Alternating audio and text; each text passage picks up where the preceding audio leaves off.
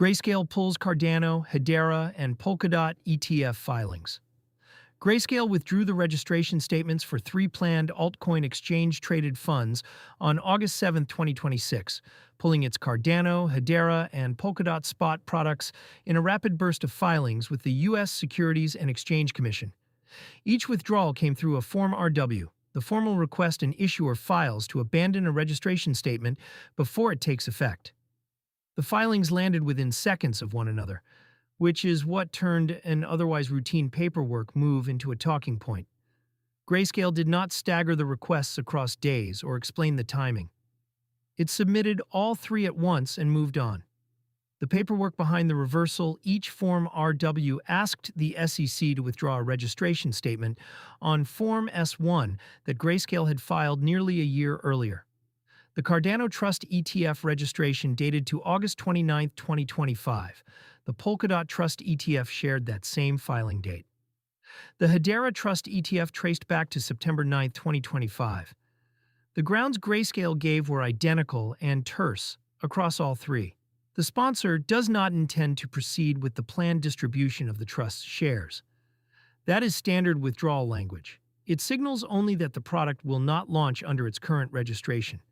It does not on its own say whether the decision came from a business calculation, a regulatory conversation, or a plan to refile under a different structure. A Form RW is not a rejection. An issuer, not the SEC, initiates it. So this was Grayscale stepping back from its own filings rather than the agency blocking them. A retreat from three of the more speculative altcoin bets, Cardano, Hedera, and Polkadot, sit a tier below Bitcoin and Ethereum in the ETF race. Spot Bitcoin and Ether funds already trade with billions in assets. The next wave, covering assets like Solana, XRP, and Litecoin, has drawn more filings and, in some cases, launches. ADA, HBR, and DOT were further back in that queue, representing bets on demand that has not clearly materialized. Pulling all three at once reads as a portfolio decision rather than a reaction to any single token. Grayscale runs a wide shelf of single-asset trusts and proposed ETFs, and not everyone is worth the cost of shepherding through registration, market maker agreements, and listing. When projected inflows look thin, the cheapest move is to withdraw and preserve the option to refile later. The withdrawals do not touch Grayscale's larger products. Its flagship Bitcoin and Ethereum vehicles are unaffected, and the company has continued filing for other assets.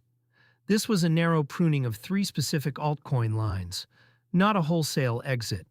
Market backdrop stayed quiet. The broader market did not treat the news as a shock. As of August 10, 2026, Bitcoin traded near $65,989, up 0.4% on the day, with Ethereum around $1,921. XRP slipped 0.5% to 1.03, and the Crypto Fear and Greed Index sat at 40 in neutral territory.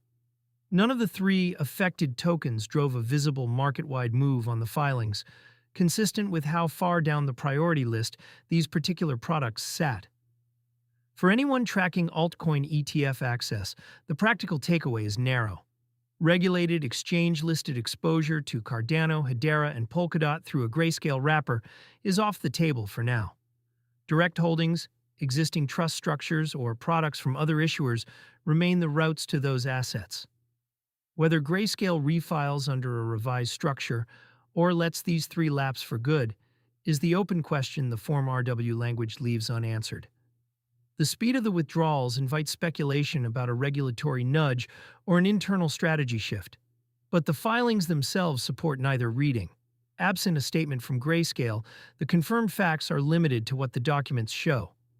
Three altcoin ETF registrations, filed in 2025, withdrawn together in August 2026 with no successor product named.